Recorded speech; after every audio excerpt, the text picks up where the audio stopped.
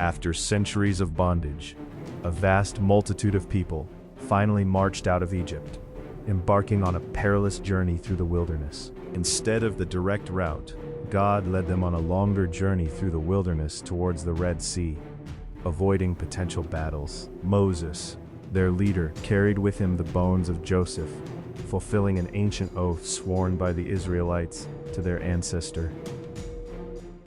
A miraculous presence guided their every step, a column of cloud by day, shielding them from the sun, and a pillar of fire by night.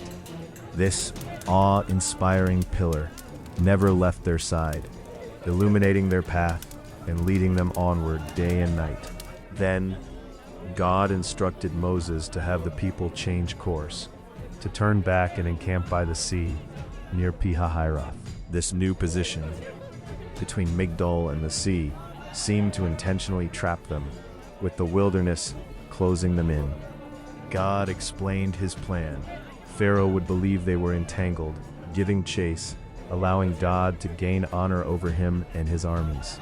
Soon, news reached the king of Egypt that the people had fled. Pharaoh and his servants immediately regretted letting them go. His heart hardened.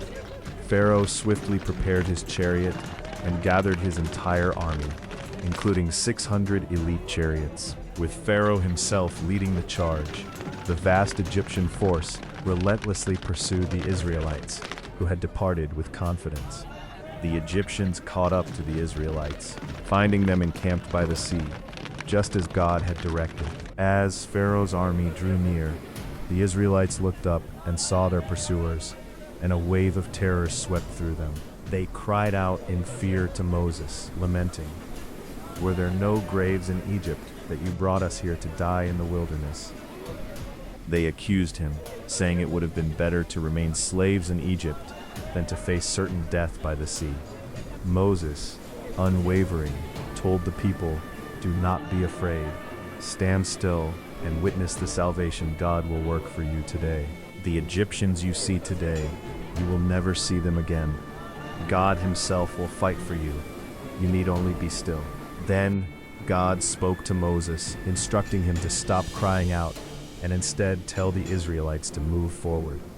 "Lift up your rod," God commanded. "Stretch out your hand over the sea and divide it. They will walk on dry ground." The angel of God and the pillar of cloud moved, positioning themselves behind the Israelites, between them and the Egyptian army. This cloud brought darkness to the Egyptians, but provided light to the Israelites, preventing either army from approaching the other all night. Moses stretched his hand over the sea, and a mighty east wind blew all night, pushing the waters back, creating dry ground.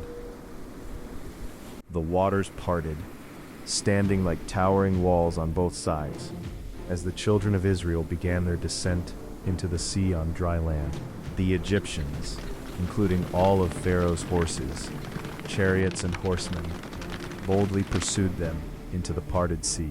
In the morning, God looked down through the pillar of fire and cloud, throwing the Egyptian army into utter confusion. Their chariot wheels were torn off, making their advance heavy and difficult, as they realized God was fighting for Israel. As dawn broke, God commanded Moses to stretch his hand again. The sea roared back to its strength, engulfing the fleeing Egyptians. The returning waters covered every chariot, every horseman, and all of Pharaoh's army. Not a single one survived. But the Israelites reached the other side, walking on dry land, safely delivered from the hand of the Egyptians that very day. They saw the great work God had done, witnessing the Egyptians lying dead on the seashore. In that moment, they saw the immense power displayed, and the people believed in God and in their servant Moses.